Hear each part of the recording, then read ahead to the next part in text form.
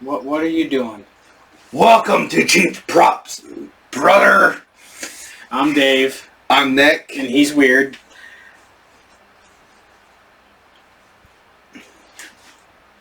Oh my God. Can you see he's got a new bandana, so he's all excited because he can be the Hulkster now. Yeah.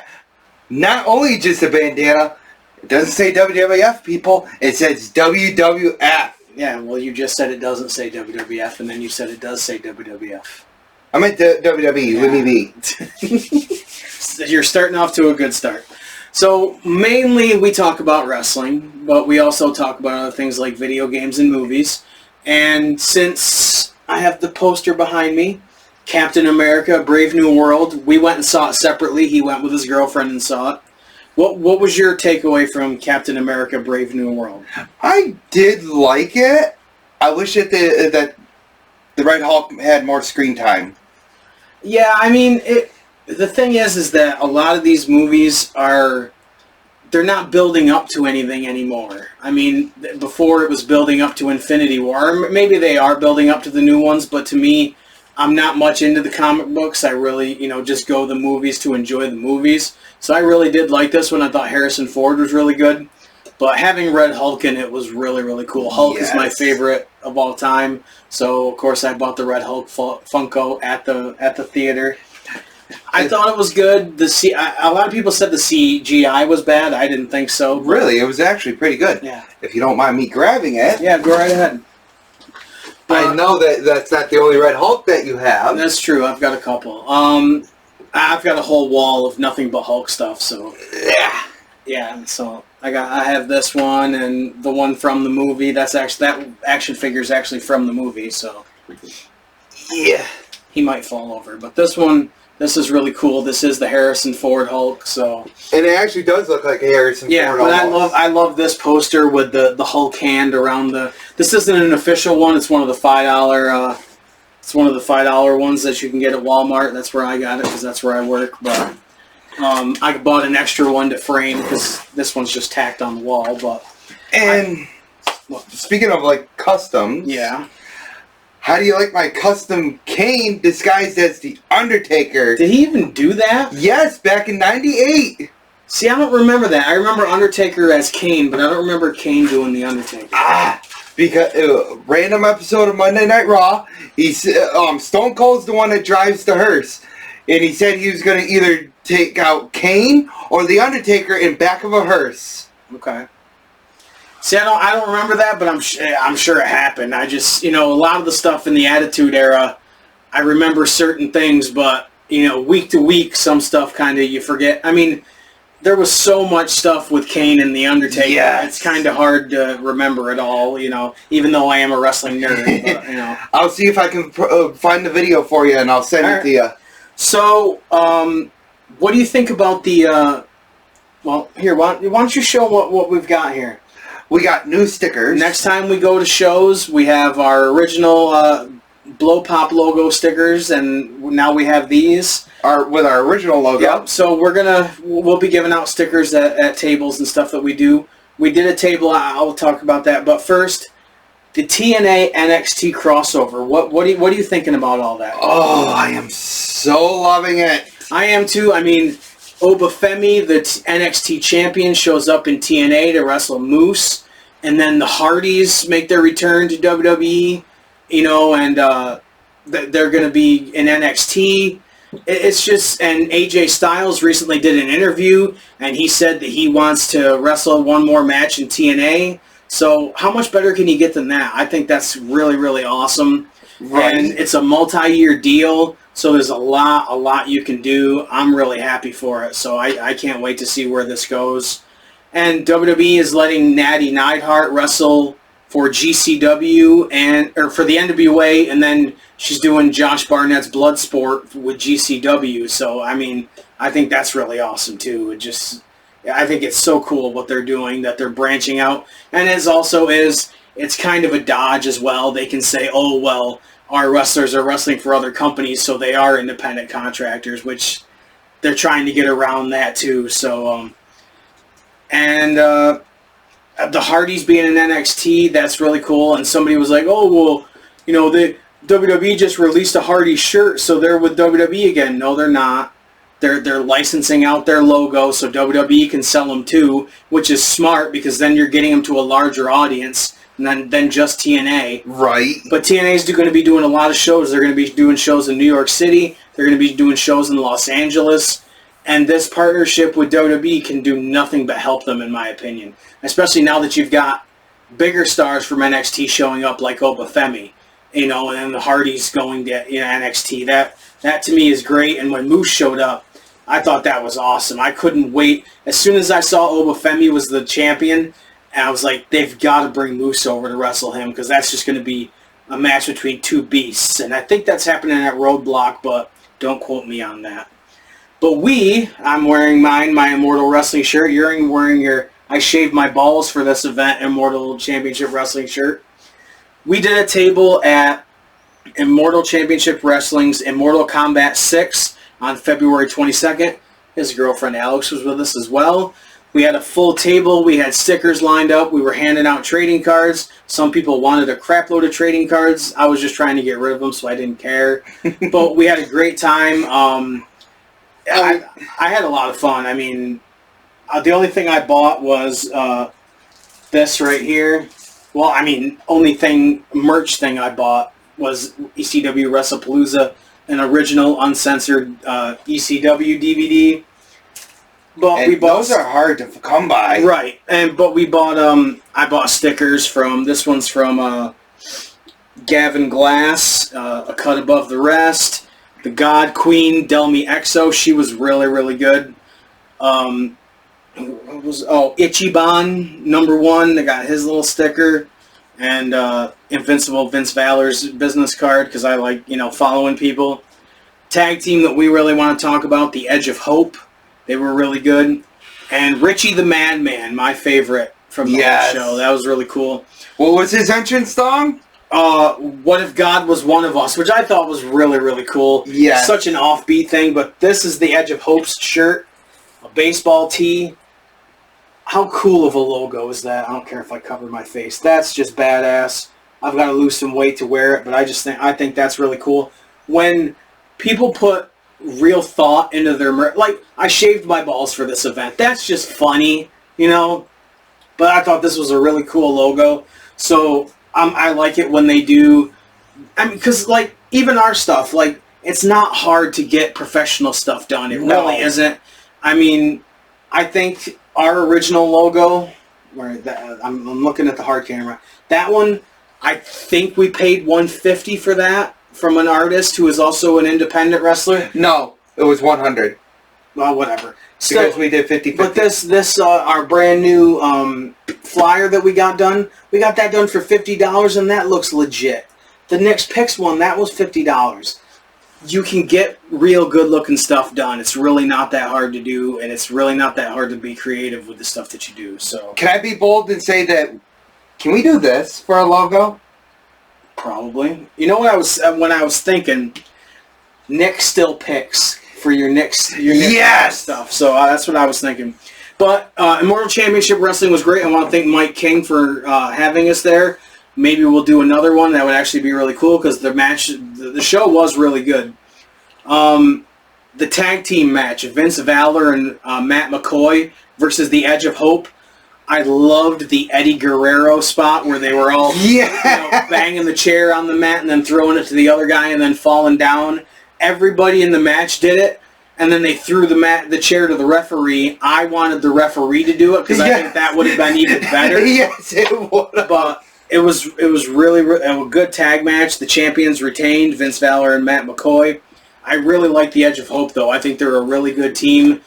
That's one thing we've mentioned this before about these independent shows is you see people that you've never met before, you've never seen before, and you can really learn about other companies and other wrestlers. I really enjoy that. So, and then a first for me, I'd never seen one of these live. I don't know if you have a strap match. No, I have not. Rip Bison versus the aforementioned Madman Richie with What If God Was One of Us as his entrance music.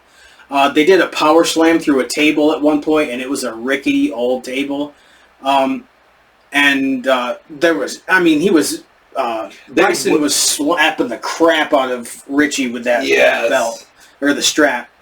I thought it was really cool to see a strap match live. I mean, I've seen I saw a cage match with Cody Rhodes and Kurt Angle on the Indies, which was really, really cool. Cody Rhodes did a moonsault off the top of the cage onto Angle. But I'd never seen a strap match before. I've seen tables matches. I've even seen a coffin match where Jeff Hardy was the referee, so on an indie show. So seeing a strap match was really cool. Rip Bison was really good. Richie used a super kick into a chair and got the win. His table was right next to ours. He was a really cool guy, and it was a really good match.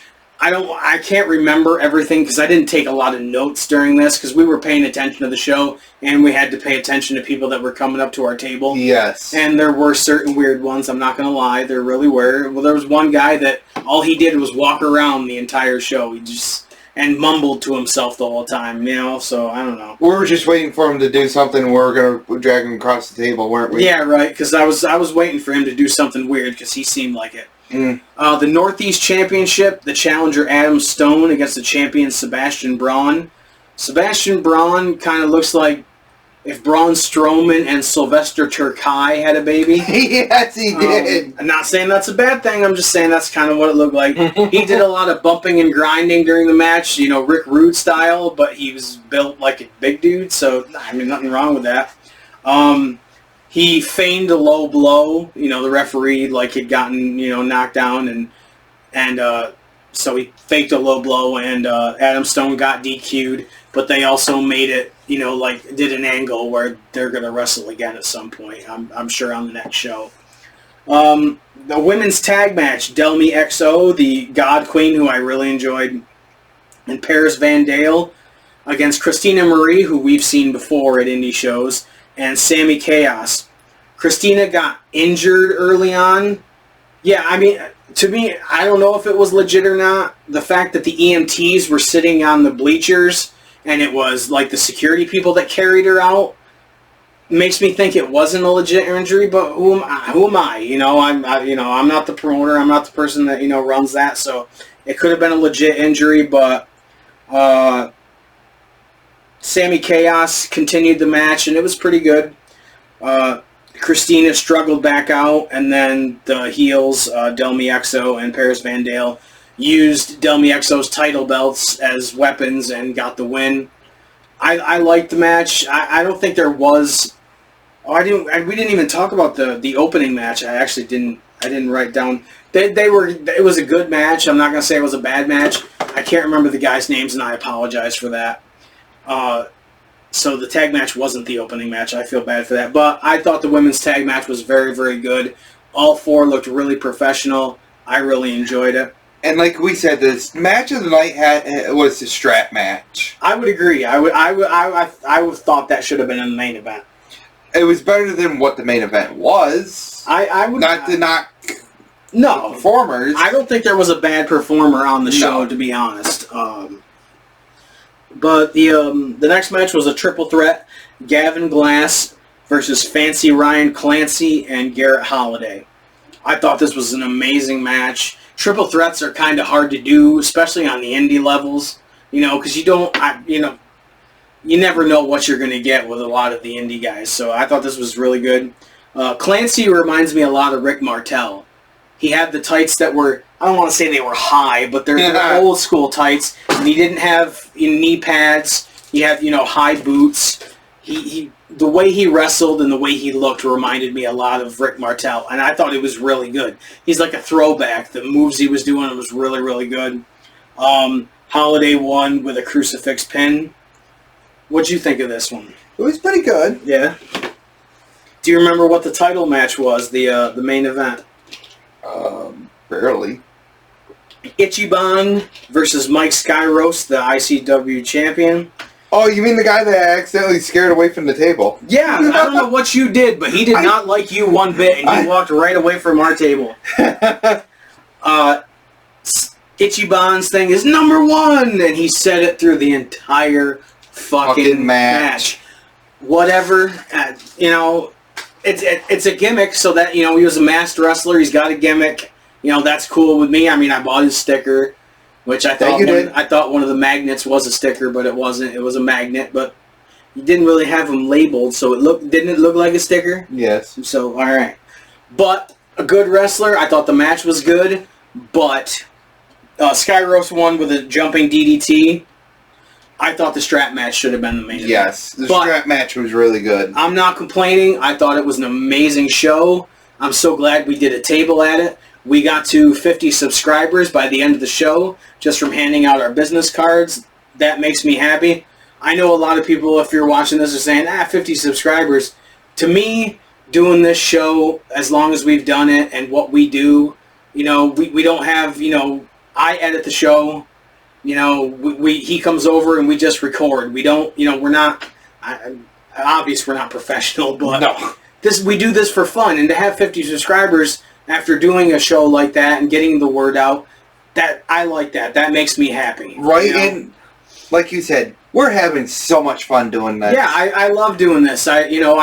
We like getting our opinions out about what we see, and we like talking about, because it's fun to talk to each other, but it's also fun to get our views on the business and everything. Plus, where else can we goof off like this? Right. So, somebody had a birthday last week.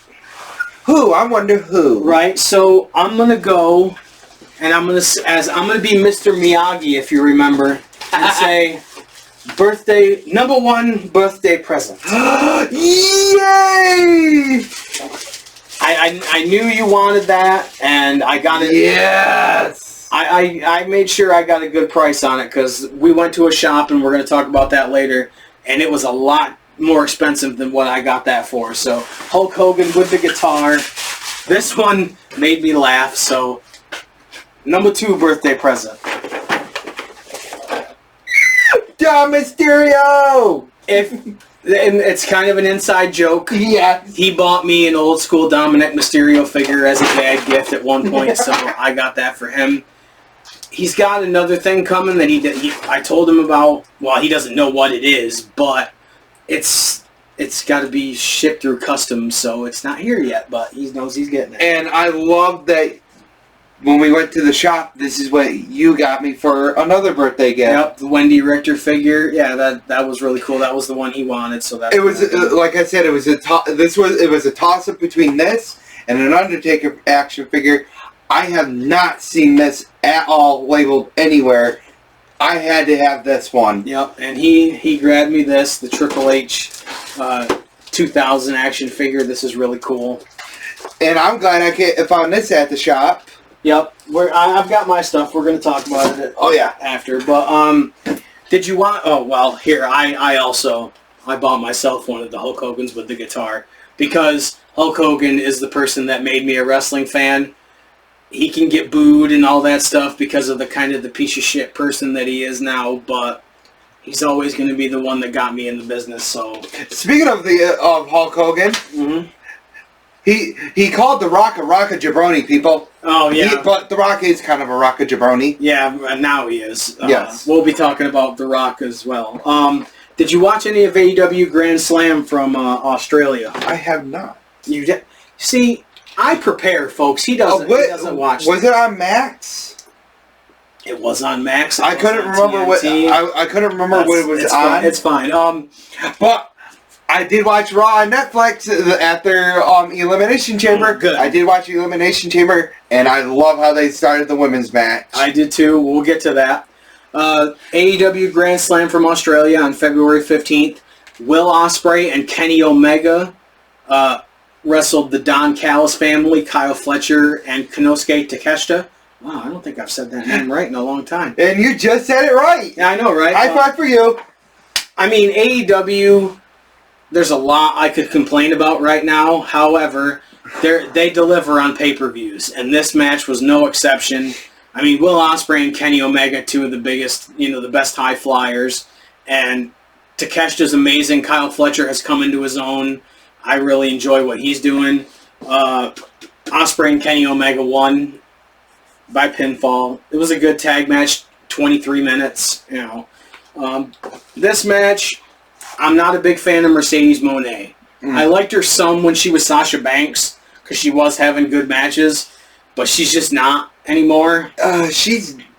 I never liked her, even in WWE. There's a lot I don't like. So it was a singles match for the TBS Championship against Harley Cameron, who is from Australia, so that's really cool. She got a huge ovation.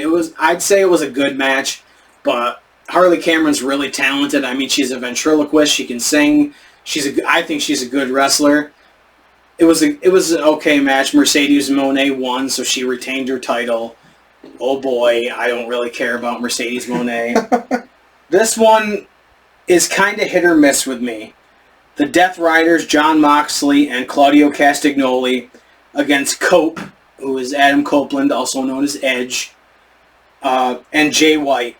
It was a Brisbane brawl, so all you got to realize is, especially with the Death Riders being involved, just crazy antics, crazy, weapons and going out into the crowd.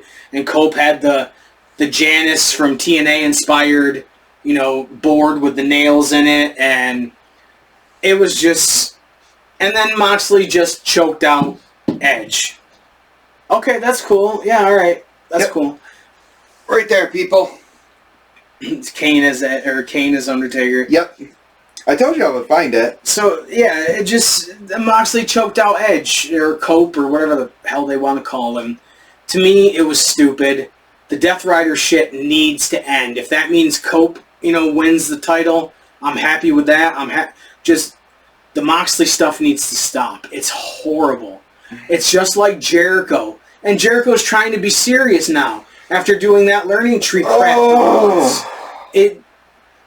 A lot of these guys, you remember the South Park episode, the Smug episode, where everybody was sniffing their own farts? There's a lot of people in AEW that love the smell of their own farts and thinks that all their ideas are amazing. And Jericho is one of them. And Moxley is another one of them that thinks he's Shakespeare and he's coming up. Moxley is like the Vince Russo without a filter of AEW. Am I wrong? No. He has an idea and he does it and it thinks it's amazing. And so does Jericho. At least Jericho used to be entertaining. Right. Well, Moxley when he was Dean Ambrose I did really like, but now it's unbearable. Like when Renee Moxley or Renee Paquette, whatever, she's interviewing people in the back that just got beat down by her husband, and acting like she has nothing, she knows not, like he doesn't talk about stuff at home. To me, that's just stupid, But what are you gonna do? I hope it ends. I hope it ends really soon. Yes. This match, I don't want to sound a lot like Brian Last and Jim Cornette, who hate Okada, but I got to agree with him. Okada is broken down. He can't do what he used to do. I mean, every once in a while, I mean, every match he pulls out the drop kick, but he does not have it anymore. He's broke the strong style that a lot of these guys did in Japan. It wore him down. Like Tanahashi was one of them. Nakamura kind of escaped it a little bit. I think he's still, he can still do things, but a lot of these guys they don't have it anymore, and it's sad, but he wrestled Buddy Matthews for the AEW Continental Championship. It's not there, Speaking of, I gotta send you the interview that AJ Styles did, where he said the one move that he can't do anymore, the spinal tap. The spiral tap? Yeah. He said he can't. Well, he said he did say he can't do it anymore, and then Chris Van Vliet was like, have you tried it? And he's like, I haven't done it in years. I just don't think I can do it anymore. So, and he did say that he wants to. I didn't listen to the full interview. I've just seen clips, but I will listen to it. But it seems like he said he wants to wrestle one more match in TNA, which I think would be amazing. Yes. The thing is like it won't be Samoa Joe or anybody like that, And Chris Daniels is in AEW, so I don't think it'll be with him. But if he does like Frankie Kazarian, or I think maybe Ace Austin from the X Division would be a really good final match for him. But I think that would be so sick if he wrestled one more time. But it was Okada versus Buddy Matthews. Matthews tried hard. And plus it was a smaller ring. So there was less that you could do in that ring. But some of these guys come from the indies where there's small rings too, so I don't know. But I guess once you get used to a 20 by 20 and then you're going to a smaller ring, maybe it can throw you off some. I don't know. I've taken bumps in the ring before, but I've never run the ropes or done any of that stuff before. So Kazuchika Okada retained the title, won by pinfall. I don't really remember the particulars. And then the main event, the hometown girl, Timeless Toni Storm against Mariah May for the AEW Women's World Championship. You want to talk about somebody that's really talented right there? Yeah. Well, to be honest, I think both of them are. I think Mariah May is really good. I think AEW, WWE, and TNA, all three have very strong women's divisions. NXT included. Yes. NXT has there's a lot more women that are really good at what they do, and Timeless Toni Storm is one of them. The character that she does, the old-time actress. The only one that sucks is Nia Jax. And Charlotte. Yeah, Nia Jax and Charlotte, and I'm not a fan of Jordynne Grace. We've talked about that before. I don't really like her. But she is starting to come into her own a little bit. Just a little bit. Yeah, not so much, but just a little bit. I've never liked her, and I never will. And, of course, you got The Rock's daughter, Ava, as the general manager of SmackDown, and she's just completely horrible. But, what are you going to do? She's just there because of The Rock. Right. Sorry, The Rock and Jabroni. Yeah. This I bought today. I really needed this. Bret Hart. These figures, a lot of these Legends figures that are at Target are really, really good. Did you get the protection plan from Goldberg? Oh, see, that's the funny thing. I forgot about that. When I went to Target, when you cash out, it says, "Do you want a protection plan?" It's an action figure. What are you going to do if I slice through the plastic? Are you going to give me a new action figure? Or are you just going to tape it shut? What's the protection plan? Really? I take care of my stuff. Well, plus I'm going to open it anyways to display it. So, but what? And so I said, we were talking about it with me and our buddies, and I was like, well, protection plan. And he goes, "It's a protection plan from Goldberg."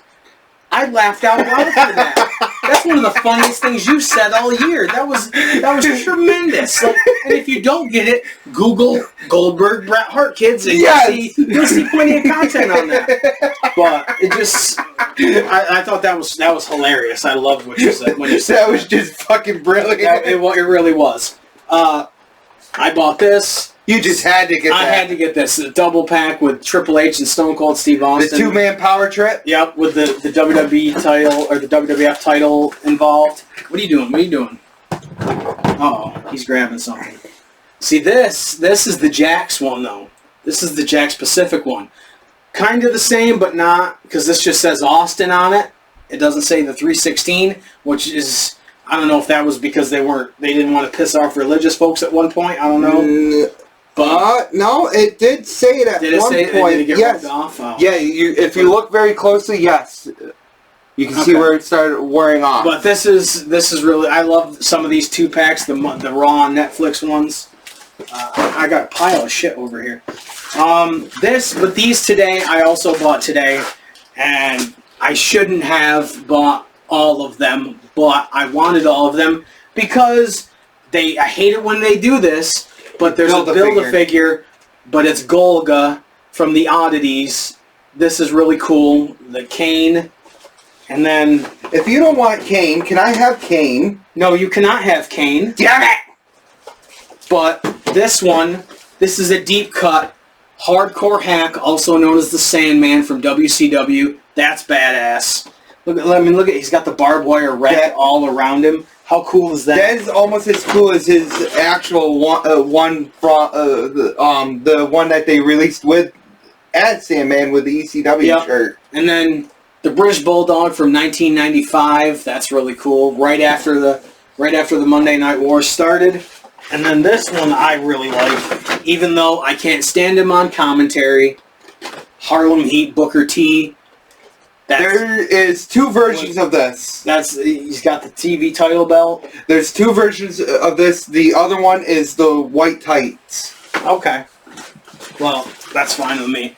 And, I said they didn't have another Kane, But as Eddie Guerrero said to Paul Heyman, I lied. Yeah. So that's your last birthday present. So. Yeah. So let's get your sign out. Get your sign out if you can reach it. Drum roll, please. Jeez, come on, let's go. It's time for Nick's picks. So what did you pick this time? I picked WWF No Mercy 2000. So why did you pick this one?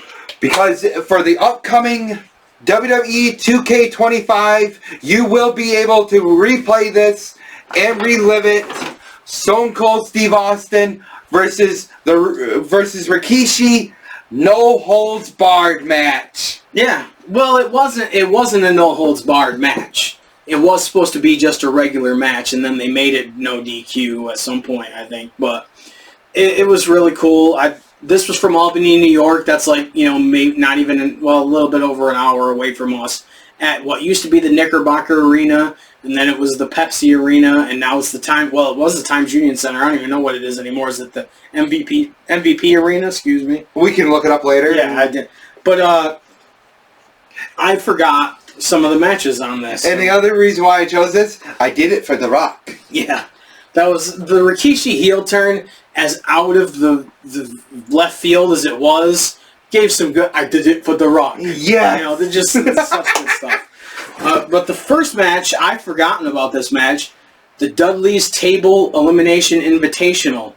It started off with Too Cool and then Lowdown, who was D'Lo Brown and Chaz. Poor Chaz, just, if he ain't in the Headbangers, or Beaver Cleavage, which was horrible. Oh. They just, he's, whatever.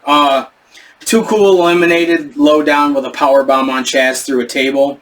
And D'Lo dove through the table at the same time, which was really funny. Taz and Raven came out next. They eliminated Too Cool with a double suplex on Scotty 2 Hotty through the table. The Dudleys were next. And Devon I'd never seen him do this move before.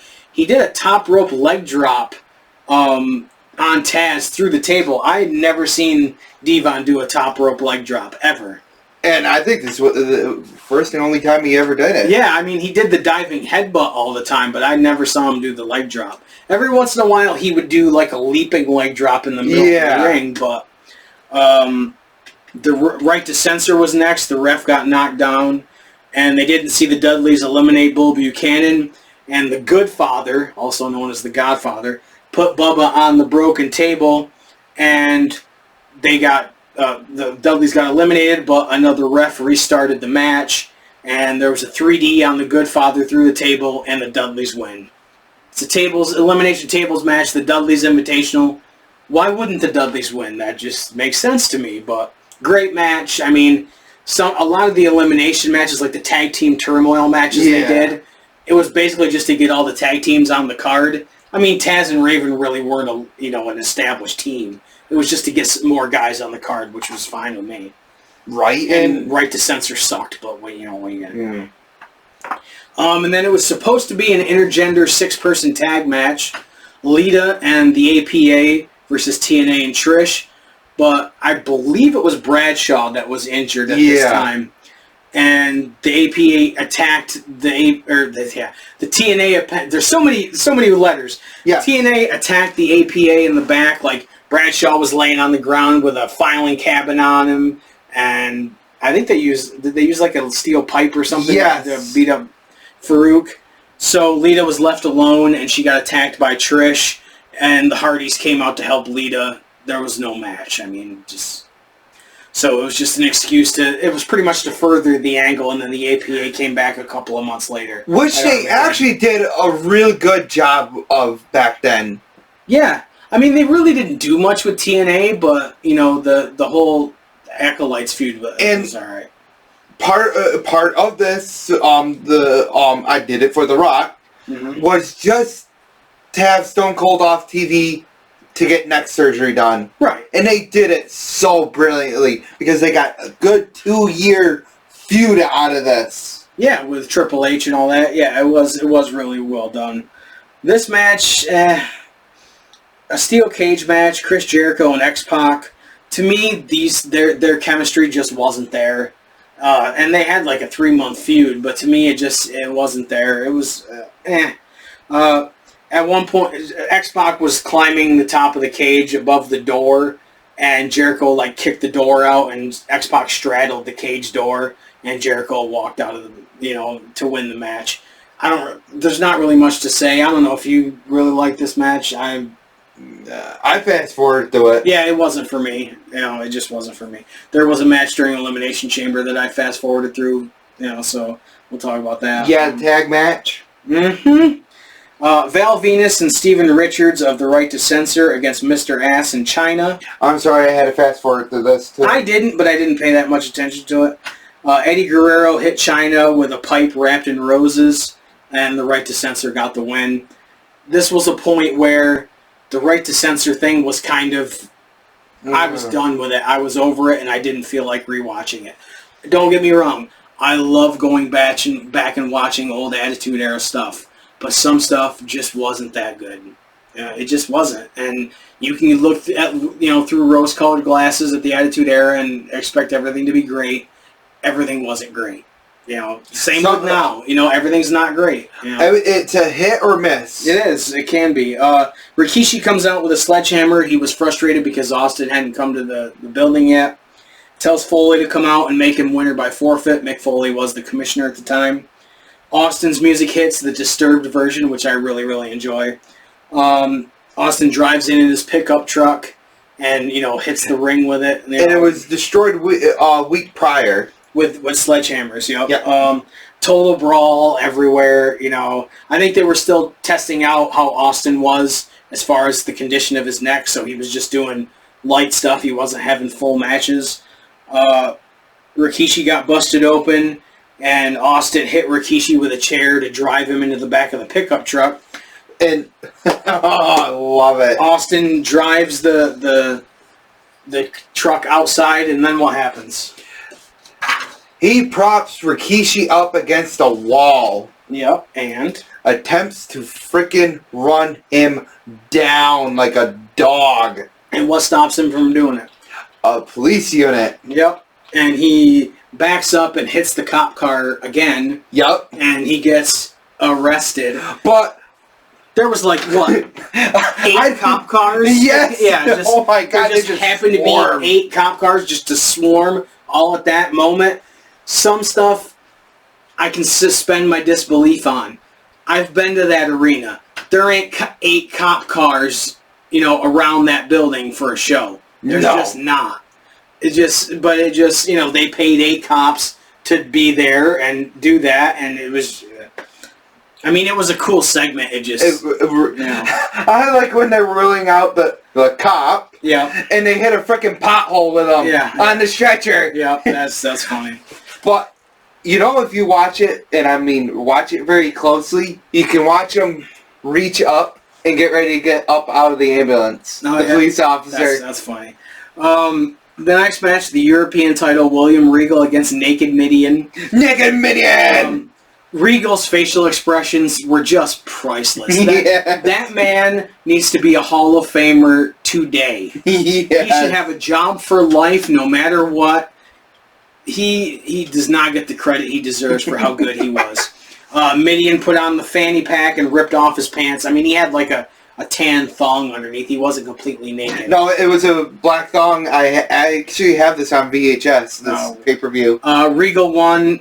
In my opinion, this wasn't a pay-per-view match. This is a Raw match. But it was just cool to see Regal do his thing. So. I think they just wanted a comic relief for what happened. Yeah. And then they did a really funny video that they had showed earlier in the night on Sunday Night Heat. Oh my God, yes, the greatest freaking interview. The Kurt Angle interviewing The Rock, where it's a different interview, things spliced together of The Rock answering Angle's snarky questions. It is just... Go ahead, Rock. So drink up. Yeah, but to me, the promo of the night is the next promo. Los Conquistadors with Kevin Kelly, and all the one says is "Sí, señor," and then the other one "Dos," And then he asks him another question, and he says, "Si, senor," and then the other one says, "Si," which has nothing to do with the question that was asked. And then he asks, "What do you say about your secret identity?" It's Edge and Christian, by the way, underneath the masks. Arriba! They say "Arriba," and then they run away.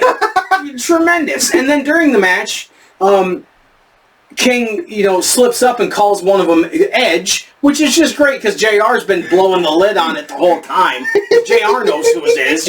King's acting like he's an idiot. He has no idea who they are, which Lawler was always great at doing. Yes.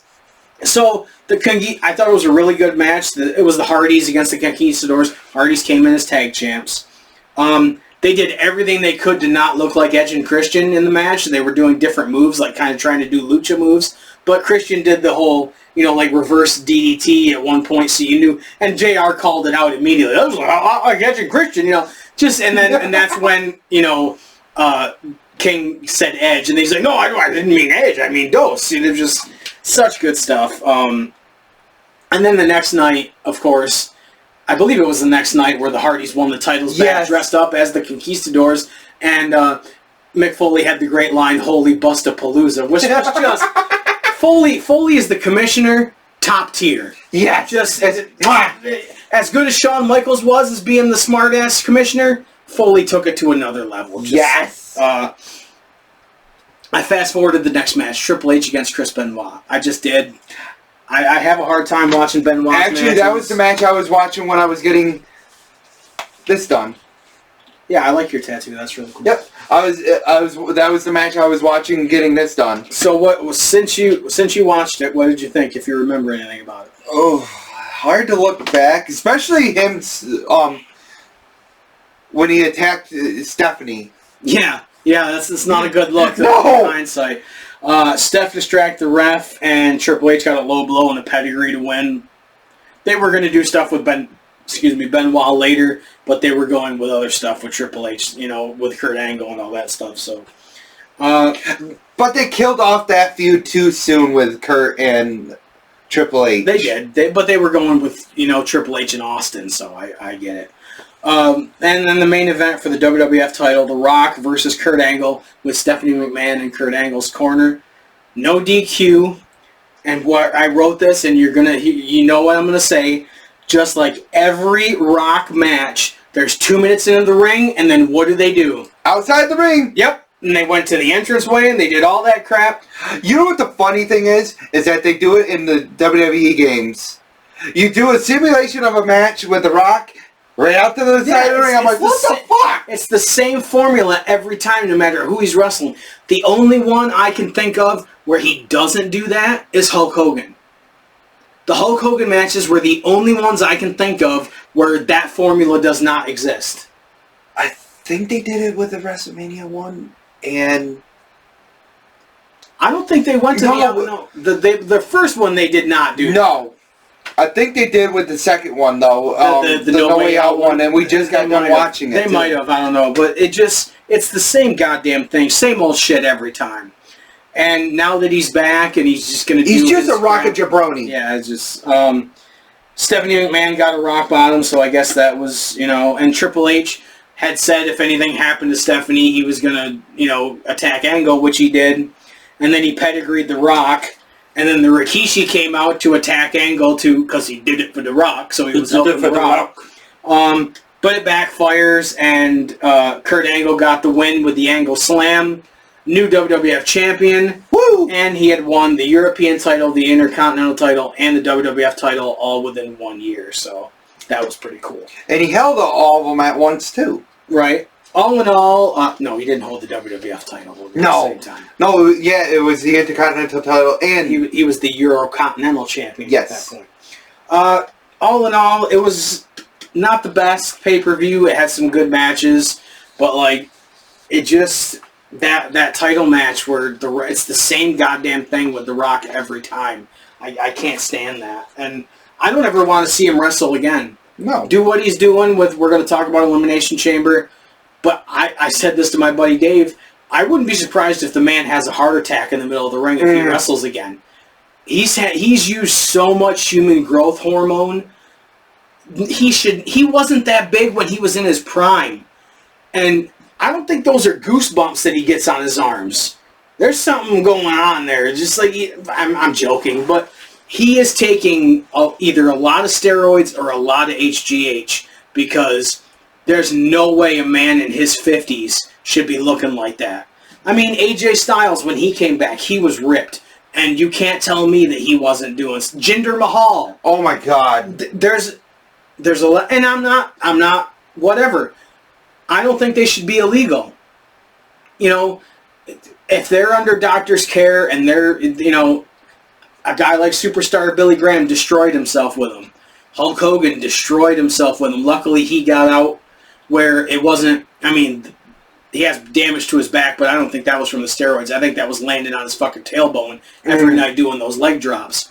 But he said that he wishes that he did a different finisher move, like probably the sleeper hold. Right. I mean, well, like Lex Luger, a lot of his problems ended up because he didn't stop, you know, the steroids, and then he had the neck issue, and now he's in a wheel. Well, he's not permanently in the wheelchair because DDP's been helping him. But the steroids, if you use them the way they're supposed to be used, and not completely as a performance enhancer, to where you're so big you can't even, you know, wipe your own ass. You know, like, I'm sorry, guys like Batista and you can't tell me that Lashley's not on something, at least cycling at some point. Because it's just, when you get that big, that you can't get that way without something. You can't get... You can't tell me that a guy like Schwarzenegger, because he's not that big anymore, you know. And I'm sure he's not working out as much as he did. But you can't get that cut and that defined and that just the huge muscles without something. You just can't. And you know, and I remember who was it? I think it was Bob Backlund, or no, it was Bruno Sammartino. Yes, saying, "I used to lift. I used to do all these things. I can tell when a guy's on steroids." And you can tell. I'm sorry, you can tell. Oh, definitely. Just when their body changes completely, you can tell. Do you want to show off what I found for you up in Hudson Falls? Just give me a second. What's anything game related that's going on right now? Ooh. If you pre-ordered WWE 2K25, 7 days early access, and I get to play it Friday, I'll let you know how it is. Yeah. There's supposed to be new stuff added and everything. Nice. To it. Well, he found me these at a local shop here. And this is the first one that he showed me, and I really wanted this. The Honky Tonk Man and Jimmy Hart. I've met both of them. I love having these old programs. I think these are really cool. And the guy ran to the back and he said, I have more. Then this one was at the very bottom. I go, I know which one he's going to want even more than all of them. Yep. My favorite tag team, Demolition. This is badass. March 1989. This is right before they turned baby... No, it was right after they had turned babyface at Survivor Series, you know, a few months beforehand. This is really cool. I love this. Just the old school... I wish they would do a magazine again and they would do this look, because the only thing that sucks is they would use this logo, but they would have the F off of it, so it would look weird like it does on the belts. But Demolition facing a new future without manager Fuji. Elizabeth, can her loyalty stay undivided between Hogan and Savage? Hart and Neidhart on separate missions. Big John Studd back bigger than ever, when he only stayed for like another couple months after that, which is fun. And then Martel returns, an incredible story. I'm going to go back and I'm going to read these, because this is cool to me, having a program and the magazine. So thank you, and thank Alex, because I know Alex grabbed one of these for me. So that's she got you the Honky Tonk Man and Jimmy Hart one. Yeah, so that's really cool. Elimination Chamber. Let's get into that. Shove it. What did I do? I don't even have my notes. Holy crap. I seriously... so, the Women's Elimination Chamber... wait, where's my phone? I'm sure I have my notes on my phone. I know I printed them out. I just don't know what I did with them. That's alright. What did you think of the pay-per-view as a whole? I want to say 8 or 9 out of 10. I would agree. I mean, I think it's one of the best they've done in a while. Just the fucking tag match. Yeah. So here we go. All right. The announcer is trying way too hard to be Samantha Irvin, the female announcer. Is. She's doing the same thing. She's doing the kind of yelling, and it just...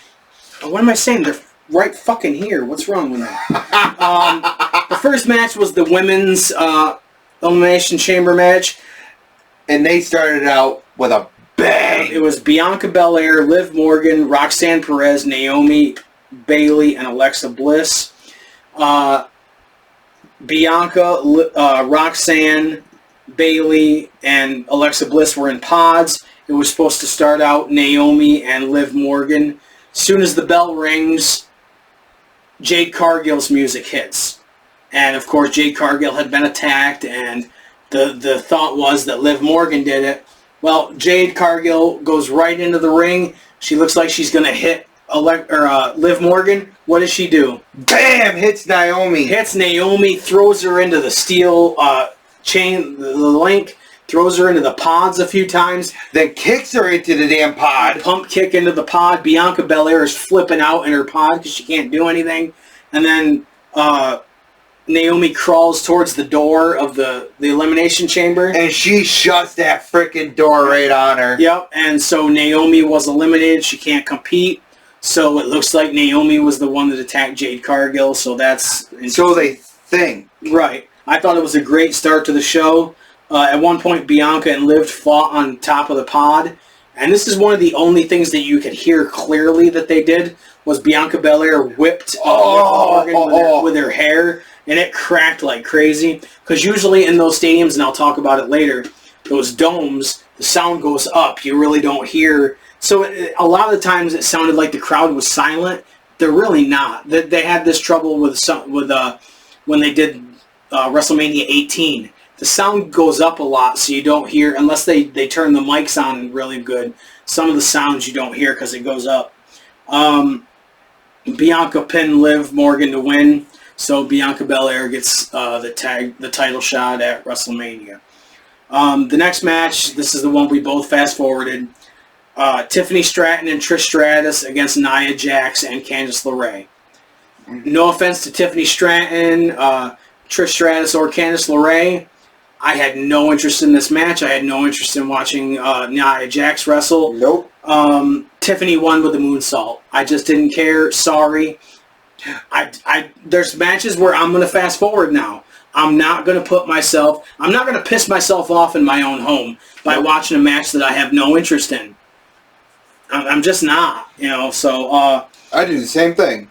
And then did you notice, as much as I do, the video they did on The Rock and talking about his social media went for a long time. Yeah. It wasn't just The Rock sniffing his own farts. The WWE production crew was just up The Rock's ass with this video. And I get that he's a huge movie star and he's one of the board of directors, but they are kissing his ass like majorly, and I don't get it. But that's just me. This match was just amazing. Unsanctioned match, Sami Zayn against Kevin Owens. It was... It was amazing. I hope this leads to a match at WrestleMania, but I don't know what they're going to do. They might actually lead it to a match with Randy Orton. It might, because I love that Michael Cole even said El Generico and Kevin Steen. Yes! That was really cool. The fact that they're doing that stuff now is just amazing. If you don't know, Kevin Steen is Kevin Owens' real name, and El Generico was the luchador character that Sami Zayn played in the Ring of Honor and on the Indies. So. I didn't like the special lighting that they did where I know it's an unsanctioned match, but they had just like not spotlights, but... And I'm saying to myself, wait, the unsanctioned match that they had with Triple H and Shawn Michaels, they had a normal light. Yeah. It was kind of like when TNA did the whole Hardcore Justice pay-per-view for ECW, and they had like the special lighting where a lot of it was dim, but...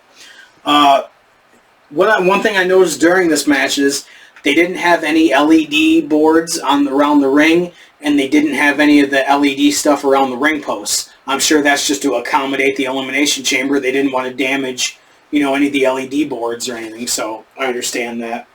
I loved Kevin Owens doing the Bubba Ray Dudley stare when he was looking at the table that was set up. That stuff like that, the little nuances. Yes. I love that stuff. Great throwback. Tables, chairs, the barbed wire chair used by Sami Zayn. And I put that in quotes, barbed wire. Right. Owens won. It was a crazy match. And then, of course, Orton came out and he RKO'd Owens. Did he pun him too? No, he was close to it. Okay. I thought that's where they were going. Because they stopped him just in time. Yep. And then the main event was the men's chamber match. Logan Paul, Damian Priest, CM Punk, and John Cena were in the pods. And Seth Rollins and Drew McIntyre started. I thought it was really good. Did it feel faster paced to you than most Elimination Chamber matches? A little bit. It really did. I don't know if they were messing with the time or whatever, but it really felt like this one was moving. Not that the women's one didn't, but sometimes the chamber matches are at a snail's pace. If you watch the first ever Elimination Chamber, as good as it is, it feels like it goes on for fucking ever. Like a goddamn Rock promo where he's just meandering and not saying anything. Watch the recent one of the recent SmackDowns if you want to see that. Rollins stomped Punk after being eliminated, and Cena made Punk pass out with his STF. So Cena wins, and then who comes out? The Rock. No. Well, Cody Rhodes. Cody comes out, and then The Rock comes out with Travis Scott. I don't know who he is. I know he's a famous rapper. He's a fucking idiot. He's a diamond. He's gone diamond instead of platinum. Whatever. I don't know who he is. Same with Bad Bunny. I know who Bad Bunny is now, but I don't know who this guy. This guy's a jabroni to me. He didn't belong there. I see people saying, "Well, he's world famous and he brings in more viewers." I don't fucking care. This company is making more money than it ever has, ever. Gate-wise, merchandise-wise. They're selling out. They're not even selling out wherever they go, and they're making more money on gates than they ever had. You can't get any more mainstream than this company is. You do not. And what did he contribute? Not a fucking thing, other than injuring Cody and busting his eardrum by legitimately punching him in the fucking head. He was smoking drugs in the fucking corner while stuff was going on. It was stupid. And fucking drinking on the way to the ring. And for The Rock said he's going to be back and he wants to wrestle. Dennis Rodman was cool wrestling, and his matches were shit. This guy, I have no care. I don't care about this guy. I didn't care when Snoop Dogg did stuff in WWE. I don't care when any of these guys show up. It's stupid. I wish they would go back to rock music for their videos and their... Because this mumble rap shit, and I know I sound like an old man shouting at the clouds, but this rap music fucking sucks. And... Shall we say it? What? 1, 2, 3. Rap is crap. No, rap is not crap. I enjoy rap. No, but I get your reference. I get your reference. Yes. But it adds nothing. And so I'm waiting for him to come back into the ring and Cody giving him a fucking receipt. I don't think Cody will do it, but I wish he would. I wrote down The Rock raided Elvis's closet. He had like the Elvis pants. They were leather, and he had like a leather cut off Elvis, shirt. He looks stupid. He does. I know he thinks he looks good, but he looks stupid. I mean, the tracksuit that he used to wear, or the $500 shirts that he used to wear, those were cool. He looks, to me, he looks like a middle-aged man that went to a Salvation Army and just bought up a bunch of shit that he thought looked cool, and he's trying it out wherever he goes. You know that song by Macklemore, Thrift Shop? Yes! That's what he's doing. He's thrift shopping. Like, it just... I don't know. And, of course, Cody Rhodes says, Rock, go fuck yourself, when Rock says he wants love it. So that was really cool. But then, of course, Cena hugs Cody Rhodes, and he's looking right at The Rock. Yep, Cena gets a look on his face, The Rock does this, and Cena kind of lightly pushes Cody away, gives him a low blow, and then Cena holds him down, and Travis Scott punches Cody in the back of the head, and Rock whips Cody with the weight belt that says Cody's soul. This is the point where I said the sound going up, because you really couldn't hear the crack of the belt hitting Cody's back. You could hear it a little bit, but when he did it before last year, you could really hear that fucking belt snapping Cody in the back. So, and The Rock left with Cena and dumbass Travis Scott. And when Cena was at the press conference, he got asked a question, said nothing, dropped the mic, and walked away.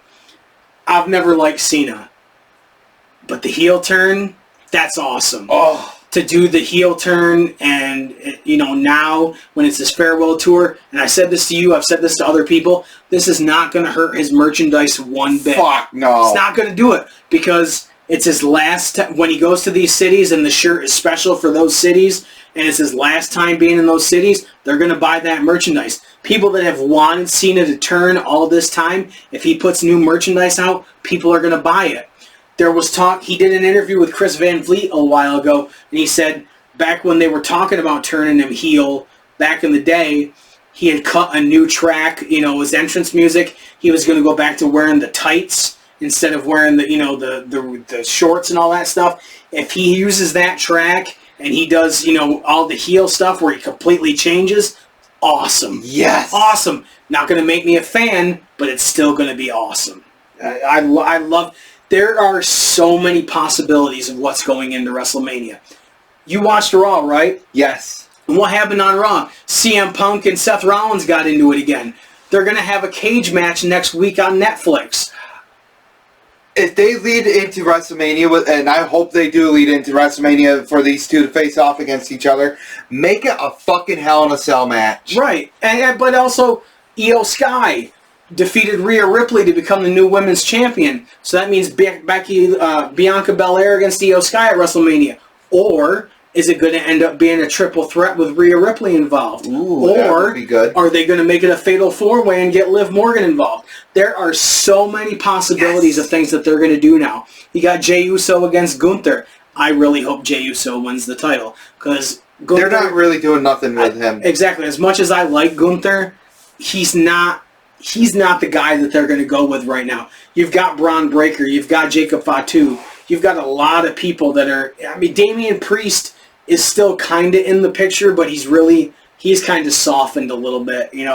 I think he needed the Judgment Day. I think he needed that group around him, and he needed Rhea Ripley, and he needed all that. To me, it's just... He's still dressed like he was in the Judgment Day. I think if he was going to distance himself, he needed to change a lot of what he was doing, and he hasn't. So he's still using the same music he was using in the Judgment Day. I think when you leave a group like that, you kind of got to change up what you're doing. Yeah. But you've got Penta in the feud with Ludwig Kaiser right now. That doesn't mean that that's going to lead into WrestleMania, and you know that Penta's going to have a match at WrestleMania. You got Braun Breaker as the Intercontinental Champion. There's so much stuff that they can do, and at this point... how do you know that Cena's not going to cash in that championship match before WrestleMania? Right. It is so unpredictable about what they're going to do right now. How many people really, legitimately thought, even if it was just a throwaway, thought Cena was going to turn heel? I heard, Chris Van Vliet said something about, Cena turning heel, but did you really, really believe that was going to happen when he hadn't done it for 23 years? He was heel at the first couple of years of his career, but once he became Super Cena, he wasn't changing a fucking thing. So, I think it's great. I think there's so many possibilities, and I can't wait to see what they do. But I would say 8 out of 10, because you had that shit tag match. Yeah. But, the things that they're doing, the Jade Cargill thing, to start off the whole night, I wasn't expecting that. No. And I liked the Women's Elimination Chamber. I do enjoy women's wrestling, but I wasn't expecting that, and that was awesome. I didn't expect Bianca Belair to win it. I thought I expected Alexa Bliss to win it, but that's still a cool twist too. Morgan. Yeah, I thought it could have been Liv. Well, with Liv Morgan being the tag champs with Raquel, I figured that she wouldn't, but it's still really cool. You want to talk about Ken's cards? Take it off. Did you bring in any of the stuff that you bought or not? Yeah, I already showed it off. So there is a shop in Bristol, Connecticut called Ken's Cards, and he has trading cards. He has Funkos. He has action figures. It's a lot of sports cards, but also he has a wrestling room, and it's like I'm like a kid in a candy store. I went down. I think I even talked about it one of the times when we recorded. I went down just because I was bored one day and I wanted to go down and get some stuff. So it was his birthday. I figured we'll make a trip down. It's like a 3-hour drive. And he had never been there, so we go. And right away I'm finding stuff that I want to buy because it's just I'm going to a store like that. There's going to be stuff I want to buy. And this is one of the first things.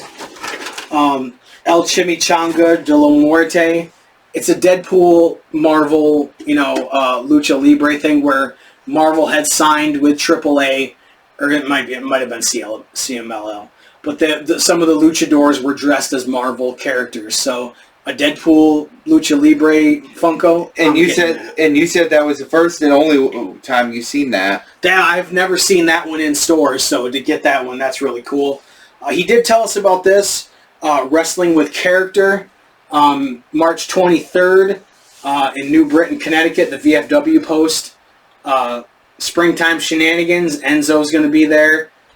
So that's really cool. We won't be able to make this because I can't get the time off. But we might end up going to one of these shows. So I really enjoyed that. There's another possibility for a show for us to do.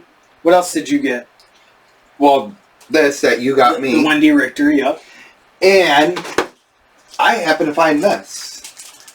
WWE 13, this was the last one that they did before they switched over to 2K. 2K, right? Yep. And I thought this was awesome to find. It's the strategy book, right? Yep, the official guide. That's cool. I like that.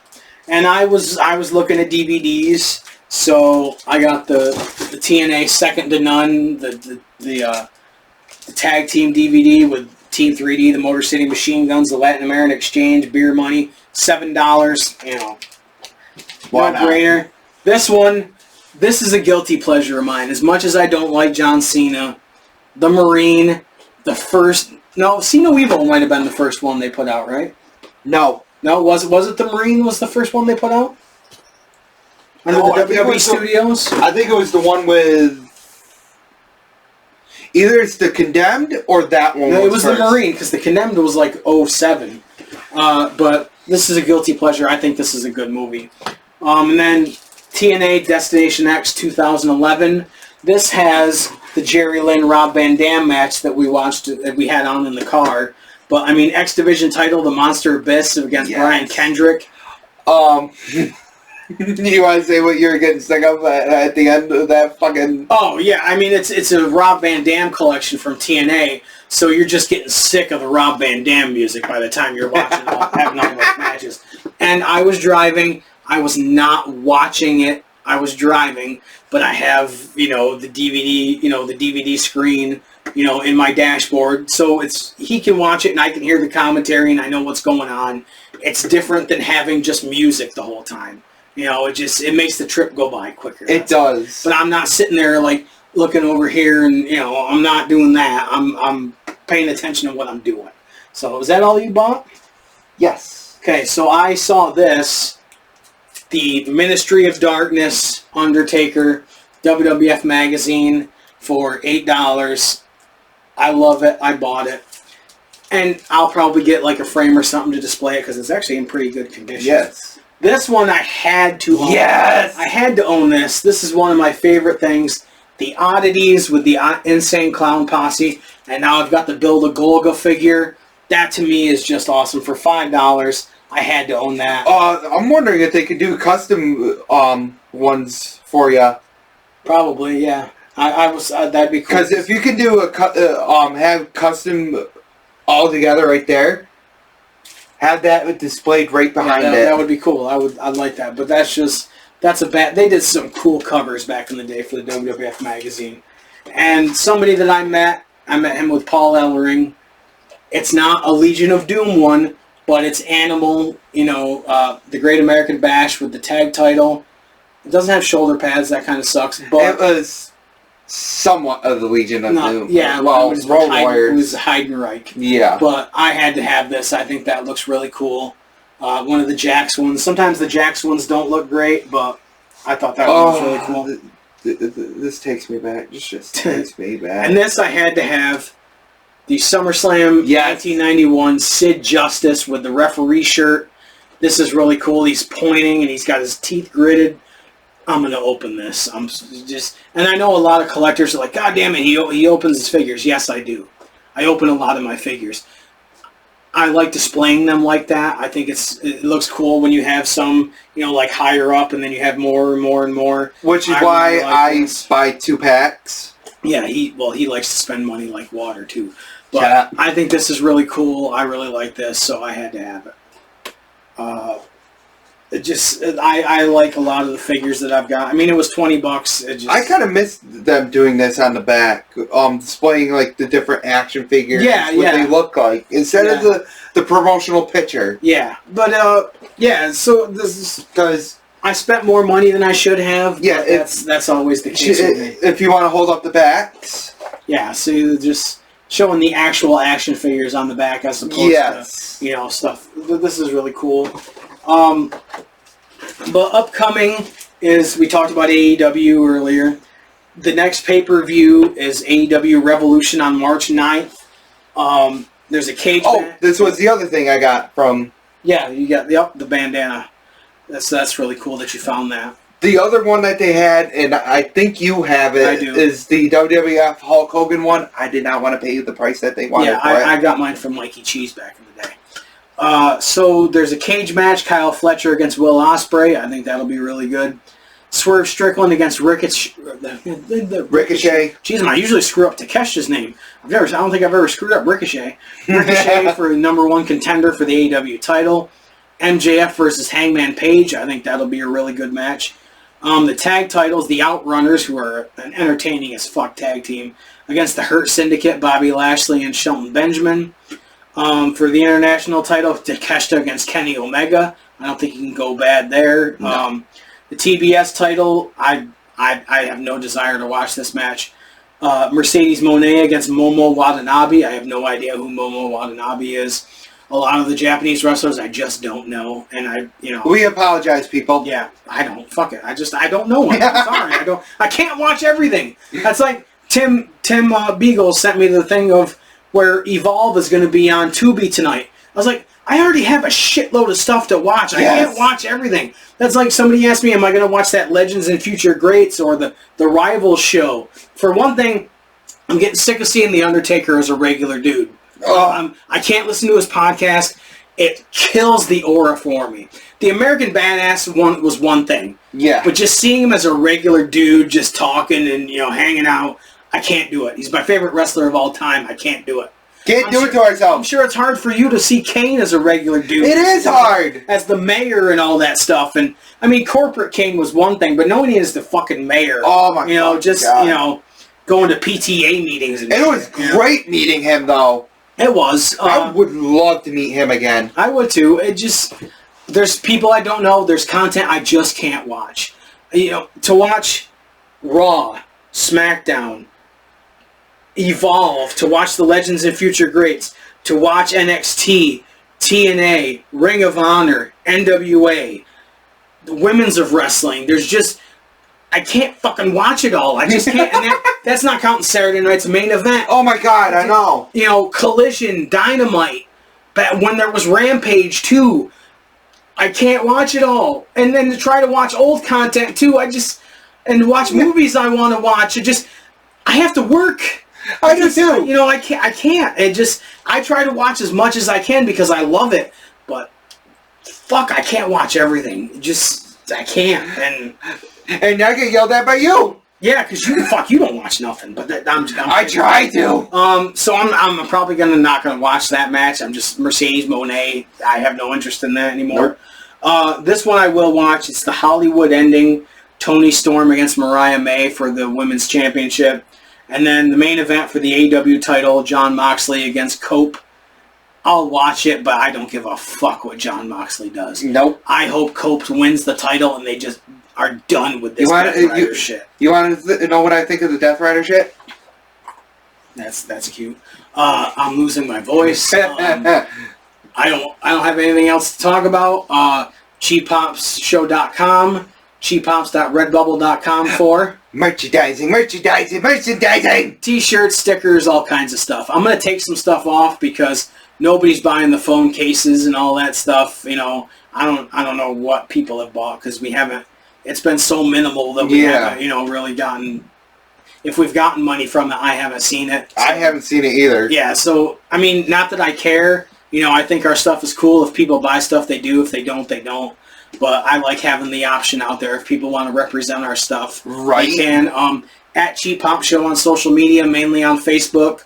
One thing I didn't tell you this because I haven't talked to you about her. There's a girl online that watches our show. She's from Australia, and she goes by Anna J Fan online. Her name is Zoe. She's in the hospital in Australia right now awaiting a lung transplant. She has cystic fibrosis. I want to say get better. At some point, she's supposed to give me her address. Not her address, but like her mom's work address. So I'm not getting her actual address. But I plan on sending her a care package with a couple of our shirts and stuff like that in it for her to lift her spirits because waiting on a fucking lung transplant, that's brutal. It is. But she consumes a lot of wrestling and she's fun to talk to. She gives me shit because I don't like Charlotte Flair, which is hilarious. When we talk online, she sends me gifs of Charlotte Flair and stuff. It's fucking funny. I love it. But she's really knowledgeable about wrestling, and I feel real bad because she was supposed to go to Grand Slam, and she couldn't go because she ended up back in the hospital, because she had an infection and she needs this lung transplant. So, Zoe, you don't know her, but I'm sending thoughts and prayers out to you. I really hope you get better. I hope you continue to watch the show. It's always been fun talking to you. It's fun talking to wrestling fans. We have wrestling friends that know wrestling and aren't just stupid fans that say stupid things. She's smart and she knows what she's talking about. She's a collector. She tells me about all the DVDs that her dad buys her so she can watch in the hospital. I love that stuff. That's great. So, Zoe, shout out to you. Thanks for watching the show. We really appreciate it. And to everybody else that watches the show, our new subscribers, we really appreciate it as well. So if you see an Immortal Championship wrestling event advertised and you're in New York or, Connecticut or Massachusetts and you can get there, go to it. It was really good. Not saying that the other promotions around here aren't good. If you're in New York and you can't go see an indie wrestling show, there's something wrong with you because they're fucking everywhere. And if you can't go to one in New York, you can drive the couple hours to Vermont or to Massachusetts or Connecticut. If you're in the Northeast and you can't find an indie show to go to, I don't know what to tell you. Right. Because they're everywhere. Everywhere. Hell, you went to Florida and you found one. Yeah, I was on vacation. We've talked about it before on the show. I was on vacation at my parents in Florida, and we drive by a barbecue restaurant, and I see Saturday Night Wrestling. I went to the restaurant and I bought a ticket, and out in the back, the back area where they had like their tables and picnic tables and stuff set up, they set up the wrestling ring and they had a wrestling show, and it was interesting, but some of them wrestlers were really good, and it was wrestlers I'd never seen before. So I'm on vacation and I just happen to see a wrestling event while I'm on vacation. It's just... It is an embarrassment of riches to be a wrestling fan now. If you can't find something that you want to watch as a wrestling fan now, I don't know what the fuck to tell you. I mean, what about the shop I found, and that ties in with the action figures and everything, out of Amsterdam, New York? Yeah, we're going to go down there at some point. I want to take him down to the Wrestling Universe down in Queens, New York, which is just a badass store where I've met so many wrestlers. They have signings all the time. Check them out on Facebook. thanks to anyone that subscribed from the I might put in Immortal some Championship overtime Wrestling just show. to do that. Yeah, it's just, we do this for fun. We do this to get our feelings out about wrestling, to talk about it. It's cathartic to get our views out about wrestling. We don't nitpick everything.